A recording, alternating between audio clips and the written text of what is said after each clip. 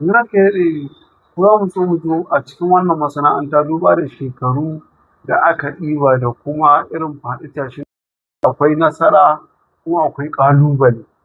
Ina gaya mana wani irin ƙalubale ne mafi wuya da ka sha a cikin wannan masana'anta. Na fara aiki 1987. Ina aikin kuma na samu aiki, na yi ƙarfi a kan aikin kuma na zama ƙwararre a kan aikin, sai kuma kasance da cewa na fara harkar fim. Na yi fara shiga harkar fim a 1992. Wani fim da ake ce masa Kulba na ƙasar Mushi. Tun kafin a maka Kannywood, tun kafin na fara harkar fim. Amma a lokacin yawanci babu irin waɗannan gidajen talabijin nan daga iyakacin ARTV ne kawai, CNT a nan kan. Lokacin ana wasan daɗi.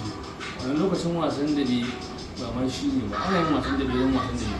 Amma a time kuma a wani lokacin yawancin wani kuka gani a fina-finai irin namu ta talabijin, irin su ɗan hanki, irin su Karo da Goma, irin su Kasimu Yaro, irin su Alhaji Guguzun, irin dai na da can irin su Babu Gudu.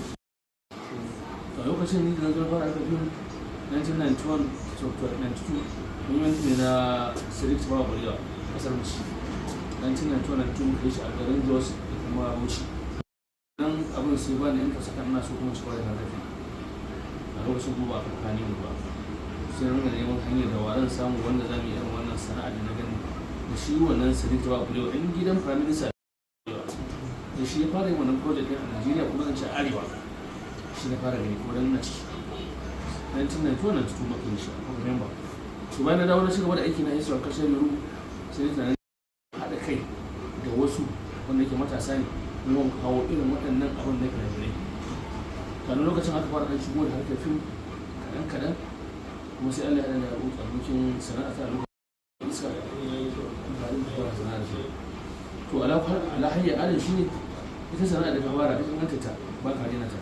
Wato idan waɗannan da suka samu gwamnati a gwamnatance za su taimaka wa masana'antar wajen empowerment, wajen ɓangaren education karatu a ƙara wayarwa da matasan sanin menene ma sana'ar, a ba su orientation na makarantar koyarwa su koyi abin ɗari bisa ɗari, sa'ilin na ƙara kare haƙƙinsu. Ka dai yi wa masana'antar wani abu wanda za ka bar legacy ba za a manta da kai ba bayan ka sauka daga mulkin da kake kai. So dole sai an ga akwai bambanci. Ita lokacin da aka ɗauko ta aka ɗora ta, an koya mata, darakta ya tsaya mata, producer ya tsaya mata. Kai ko lokacin da aka kawo ka ba wanda ya tsaya maka ƙoƙarin iya ba kai iya abin da ka iya. So wasu matan za ga yanzu sun yi fim ɗaya, biyu, uku, huɗu sai ga suna hawa manyan motoci. Rabo ne da kamilan lai. Kuma duk wanda ya basu, ai dama ya yi sha'awar abin da suka yi.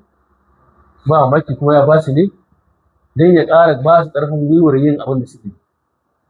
Namiji ba lallai bane ka samu, sai dai kai haƙuri da rayuwarka, sai ɗaya ke irin wannan su samu. Wasu ma an riga an san da zaman su ana basu. Amma mata sun fi maza samun tagomashi a cikin masana'antar Kannywood. Don yanzu a misali, idan da ni mace ce nake cikin masana'antar Kannywood a cikin wannan shekarun da na ɗauka, shekara 30, ba wasu 'yan matsatsai, ba mamaki da yanzu na kusan siyan rabin Kano.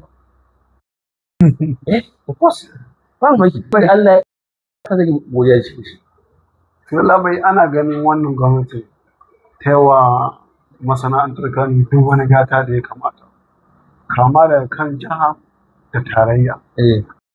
Sannan kuna da mukamai aƙalla guda 4 zuwa 5 manya-manyan mukamai. Ko wa'annan mukaman sun amfanar da masana'antar? Sun amfanar ba. Dukkan ba su amfanar.